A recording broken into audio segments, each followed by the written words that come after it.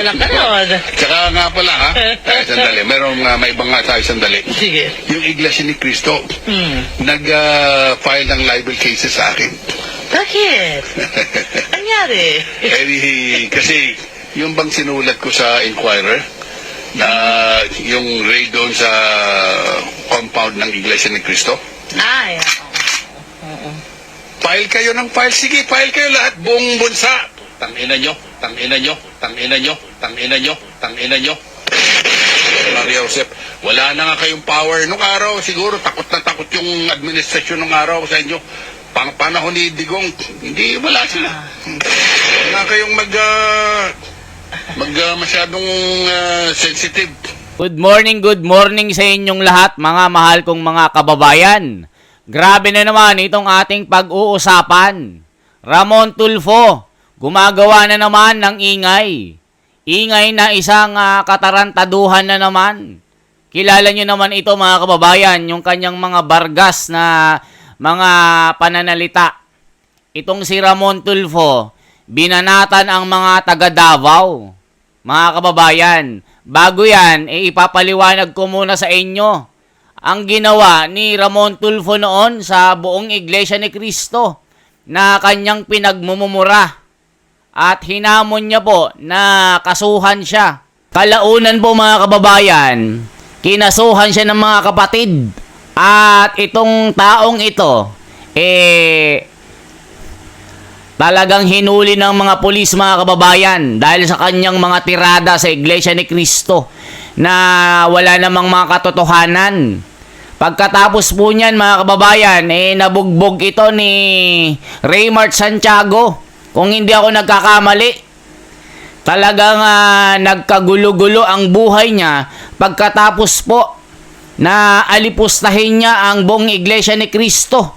Mga kababayan, di ba nilait niya po ang Iglesia ni Cristo? Pinagmumura niya ang buong Iglesia ni Cristo. Tapos hinamon niya, sige, kasuhan niyo ako. Akala niyo wala akong magaling na abogado? Di kampanilya yan. Dahil sasagutin yan ng aking kumpanya. Sabi niya mga kababayan, talagang matapang na hinamon niya ang buong Iglesia ni Cristo. Nung pinatulan siya mga kababayan, nagmukha siyang basang sisiw at nagmamakawa ito. Di ba mga kababayan, nakiusap yung kanyang mga kapatid at pumunta pa ito sa pamamahala. Ayan, pinatawad po yata itong si Ramon Tulfo mga kababayan. Kinasuhan po ito ng buong Pilipinas na mga kapatid. 90 counts po ng libel case ito mga kababayan. Pinaglibot siya sa buong Pilipinas. Ngayon naman mga kababayan, pagkatapos niyan, nagkagulo-gulo na ang buhay niya. Kita niyo mga kababayan, lahat po ng lumalaban po at umaalipusta sa pamamahala ng Iglesia ni Cristo, may ganti po ang langit. Diba? After niyan, nalaos na ito, napariwara na, ayan, nabugbog ni Raymart Santiago sa airport dahil sa kanyang mga malisyosong balita din. Ngayon naman, ito ang ginawa niya sa Davao mga kababayan. Pakinggan po natin ito. Ayan, tignan nyo po mga kababayan, itong ginawa niya sa Davao. Pinagmukha niyang mga bobo ang mga taga Davao. Basahin natin mga kababayan ang kanyang walang galang at walang respeto sa mga taga Davao. Kung taga Davao ka at mabasa mo ito, anong mararamdaman mo sa taong ito? Di ba paimbabaw? Pakinggan po natin mga kababayan at aking babasahin kung ano ang nilalaman ng kanyang pinost sa FB. Ito po, galing sa kanyang FB page na Ramon Tulfo. Sabi niyo mga kababayan, mga taga Davao, mga taga Davao City at super duper loyal sa Duterte supporters, magising na kayo sa inyong kabobohan at katangahan. Aba, matindi ka Ramon Tulfo. Tumatanda ka ng paorong, hindi ka na bumabata. Lolo ka na. Tignan nyo mga kababayan. Kahit ako, taga Mindanao, magagalit ako sa taong ito. Mga kababayan, basa, ituloy po natin. Si Sara ay certified W. Aba, tinawag na certified W daw itong si BP Sara. Grabe ang kanyang kalapastanganan sa vice-presidente. Mga kababayan, si Pulong ay abusado at di umano'y sangkot. Diba? Hindi pa niya napatunayan Hinuhusgahan na agad Di umano'y sangkot. Si Pulong ay abusado at di umano'y sangkot sa drug trafficking. Noong Pangulo pa ang tatay nila. Aba, matindi ito mga kababayan. Si Basti na mayor ngayon ay palaging lasing at pumapasok sa opisina ng hapon na dahil may hangover palagi. Aba, matindi ito. Magalit na kayo kung magalit kayo sa akin, pero nagsasabi lang ako ng totoo. Gaya ninyo ay naging tanga din ako, pero ngayon ay nagising na ako sa katotohanan. Aba mga kababayan, balikan po natin. Nung Pangulo pa si Tatay Digong, abay puring-puri siya kay PRRD, mga kababayan. Talagang akala mo super loyal ito, mga kababayan. Dahil wala nang pakinabang ang mga Duterte. Aba, kinagat na niya mga kababayan. Pakinggan nyo po itong ipaparinig ko sa inyo. Yung kanyang pagtuligsa po sa pamamahala ng Iglesia ni Cristo dahil sa kanyang malisyosong editorial. Maririnig natin ang kanyang sinabi na pinupuri niya po ang Pangulong Duterte. Pansinin niyo po itong si Ramon Tulfo kung paano siya gumamit at nanggamit. Paano niya pinakinabangan ang mga Duterte. Ngayon, kinakagat na niya, mga mahal kong mga kababayan. Dahil siguro iniisip niya, wala nang kapangyarihan ng mga Duterte, ay kagating ko na ito. Ganun po siya mga kababayan. Tignan po natin mga kababayan. Ipakita ko itong akala mo, ikikis na niya si Tatay Digong sa sobrang hanga niya dito Tignan nyo mga kababayan Akala mo, Ramon Tulfo, makakaligtas ka sa iyong ginagawa. Kaya minura niya ang pamamahala mga kababayan. At sa kanyang pagmamura, binanggit niya po si Tatay Digong na puring-puri niya mga kababayan. Pakinggan po natin gaano kalapastangan ang kapatid ng mga Tulfo na ito. Ito ang kumbaga sa mga magkakapatid, pinakasiraulo at kumbaga kambing sa mga magkakapatid, Black Horse, mga kababayan. Ito po, pakinggan po natin ang kanyang kayabangan. Pasensya na po kayo, Ramon Tulfo. Babalikan lang natin itong ginawa mo sa Iglesia ni Cristo. Ngayon, ginagawa mo ulit sa mga Duterte na dating talagang puring-puri mo ang Tatay Digong. Ito po. Para sa akin. Huwag ka Dadala ka nun. Tsaka nga pala sandali. May iba nga tayo sandali. Sige. Yung Iglesia ni Cristo, nag-file ng libel cases sa akin. Bakit? Anyari? Kasi yung bang sinulat ko sa Inquirer, na yung raid doon sa compound ng Iglesia ni Cristo. Ay, File kayo ng file. Sige, file kayo lahat. Buong bunsa. Tangina nyo, tangina nyo, tangina nyo, tangina nyo, tangina nyo. Maria Josep, wala na nga kayong power nung araw. Siguro takot na takot yung administrasyon nung araw sa inyo. Panahon ni Digong, hindi, wala sila. Wala kayong masyadong sensitive. At saka, wag ninyo, pinararating sa akin na sasampahan daw ko ng file ng ng libel cases throughout the country. Hindot kayo. Okay, file ninyo lahat. Nagbabasa sila ng column mo, no? Ay, nako, siyempre. Sige. Eh, nako kayong mga, yan sinasabi ko lang nga. At saka wag din niyo akong takot-takutin na magpa-file kayo ng kaso, Mario Joseph. At saka wag din niyo akong takutin na meron kayong, yung death squad. Sus, Mario Joseph naman mo. Wala naman tayo. At saka wala tayong, sus, Maria. Pag panahon mo na. Kaya lang, be very sure, ha? O mga kababayan, yan ang sinabi niya. Puring-puri niya ang Tatay Digong habang binabanatan niya po ang pamamahala at talagang bastos ang bunganga nito. Minura niya at hinamon niya, nakasuhan siya. Ngayon mga kababayan, ipakita natin na hinuli siya ng mga pulis at kinasuhan po siya, mga kababayan. Talagang natanggal ang angas nito, mga kababayan. Ito po. Akala nyo wala tayong ebidensya? Tignan natin. Akala nyo, ito.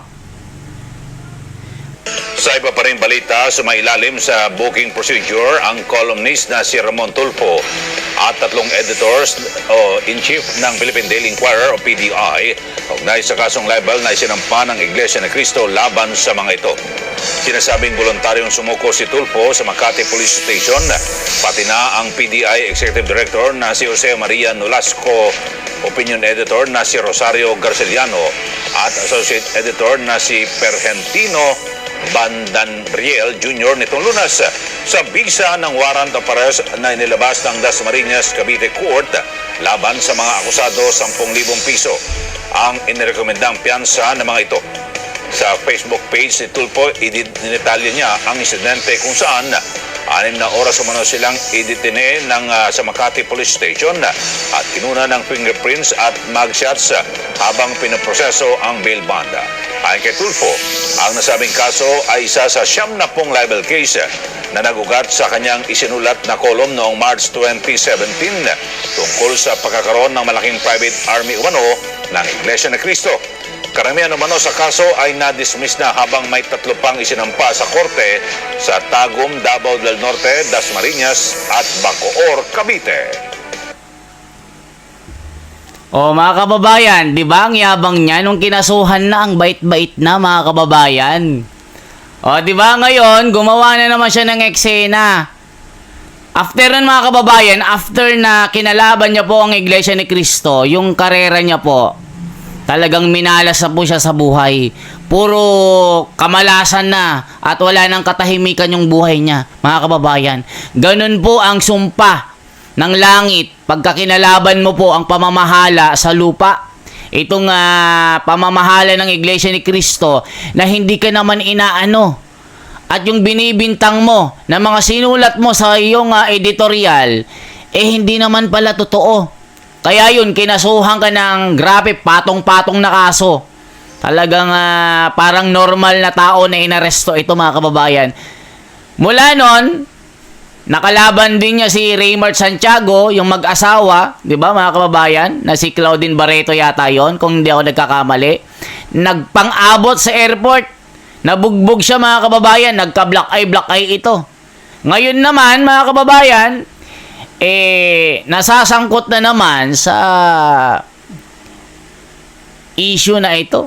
Dahil tinawag niyang mga trolls at yung mga supporters ng mga Duterte, tinawag niyang bobo, mga kababayan.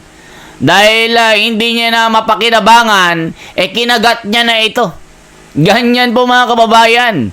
Huwag kayong mag-aalaga ng aso na kakagatin lang kayo. Ganyang katindi mga kababayan. Malayong malayo ito sa kanyang mga kapatid. Si Ben Tulfo, maangas yan mga kababayan pero nasa katwiran. Erwin Tulfo, okay din yan mga kababayan. Okay din. Si Idol Rafi, okay din. Yung sinasabi kong okay mga kababayan, malayong malayo dito sa ugali ng kanilang kapatid. Na puro problema na lang ng kanilang pamilya ang inaambag niya mga kababayan. Puro kahihiyan. Gusto niyang sumikat.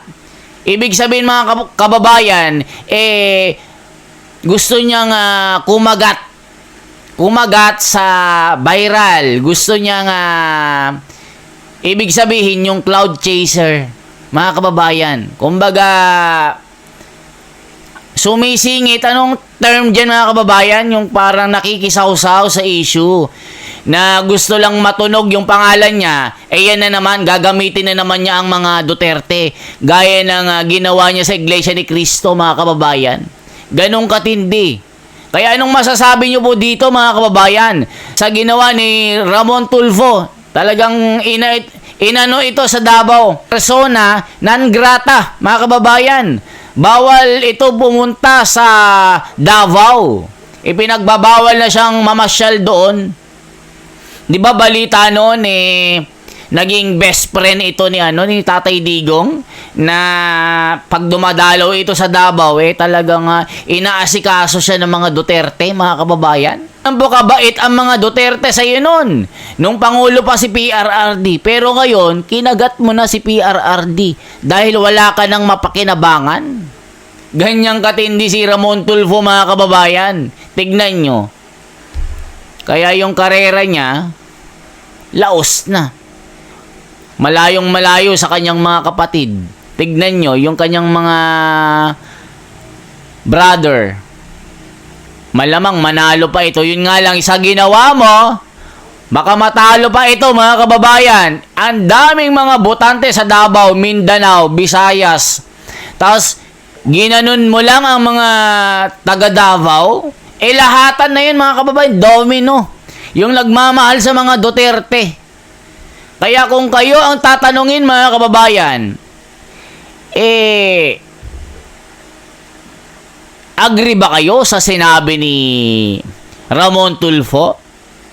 Siguro sa mga supporter niya na alam nyo na, tuwang-tuwa sa ginawa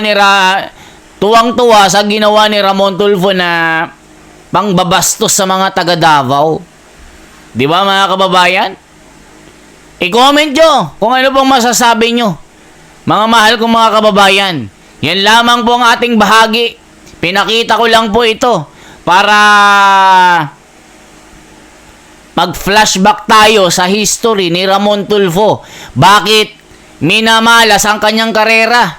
Tignan nyo, tinanggalan siya ng sungay. Hinamon niya ang Iglesia ni Cristo. Sige, kasuhan nyo ako. Sasabihin, mga hindot kayo, ganun pa Talagang murang malutong ang inabot ng Iglesia ni Cristo dito nung pinatulan, yun.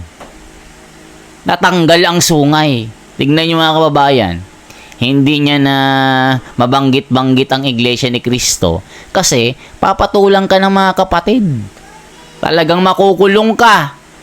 Tignan nyo, mga kababayan. Kaya ako sinasabi ito, mga kababayan, malakas yung loob ko kasi meron tayong ebidensya. Tignan nyo, mga kababayan. Kasama ako doon na minura niya. Minura kami ng mga Iglesia ni Cristo. Di ba, mga kababayan? Masakit sa amin na murahin mo ang buong Iglesia ni Cristo. Di ba? Kaya tignan nyo ang nangyari sa buhay niya. Minalas. Nabugbog. Sa airport, yung nangyari, pakinggan po natin ito. Mga kababayan, kala nyo wala tayong ebidensya, ha? Pakita ko sa inyo. Dito, mainit na pinag-uusapan sa maraming umpukan. Ang video ng sakitan ng kolumnistang Simon Tulfo at ng mag-asawang Raymond Santiago at Claudine Barreto. Nangyari ito sa NAIA Terminal 3 kahapon matapos ireklamo na mag-asawa ang kanilang bagahe na hindi na ikarga sa eroplano. Pero hindi matukoy sa video kung sino ang nagsimula ng gulo. Hindi rin malinaw kung ano na ang nangyari bago at matapos ang pag-rolyo ng video. Nakatutok si Aubrey Carampel. Kumakalat ang video na ito sa internet. Kuha sa NAIA Terminal 3 kahapon nang magkasakitan ang grupo ng mag-asawang Raymond Santiago at Claudine Barreto at ang kolumnistang Simon Tulfo. Mga kababayan, nakita nyo yung bugbugan nila sa airport? Di ba may history? Ang dami, mga kababayan, kaya nabugbog ito si Ramon Tulfo na black eye ito. Mga kababayan, ipakita natin yung video na may black eye Para alam nyo. Ito, oh. Nakaaway raw ng mag-asawang Raymart Santiago at Claudine Barreto sa airport ang kolumnistang si Mon Tulfo. Ang report hatid ni Aubrey Carampel. Sa Airport Police Headquarters na abutan ng GMA News ang mag-asawang Raymart Santiago at Claudine Barreto at ang kolumnistang si Mon Tulfo matapos umanong magpang-abot at magkasakitan sa nailang Black terminal Eye, oh. kaninang tanghali. Galing ang grupo ni Claudine sa Boracay. Pagdating sa Maynila, nalaman nilang hindi raw naikarga ang kanilang mga bagahe sa sinakyang Cebu Pacific flight. Nagreklamo raw ang grupo ni Claudine sa ground attendant. Maya-maya, napansin daw ni Raymart na kinukunan ni Mon Tulfo ng video ang kanyang misis. Nung nilapitan ko, sabi ko, sir, ano po yung ginagawa niyo? Bigla na lang ako sinuntok. Tapos sinipa ako. Bersyon naman ni Tulfo na galing namang Davao, napansin niya ang isang babaeng nagsisisigaw at nagagalit. Yun daw bagahe ata niya offloaded. Yung Black Eye. Oo, sabi ko. Nagsimpatiya ako sa kanya. Dahil yung Cebu Pacific kasi, hindi maganda ang handling ng pasahero at mga kargamiento. Alam niyo na mga kababayan, yung typical na manggagamit. At tignan nyo itong klaseng taong ito. Ginamit ang mga Duterte, tapos ngayon, kinagat na. Diba mga kababayan, pinakitaan ito ng maganda sa Davao mga kababayan, pero yung ginawa niyang pangbabastos sa mga Davao na tinawag niyang bobo, ay naku po mga kababayan, talagang masakit ito sa mga taga Mindanao. As tawaging bobo ang mga botante. Mga bulag daw. Tignan niyo mga kababayan, no? Basahin ko sa inyo. Ramon Tulfo. O eto, mga kababayan.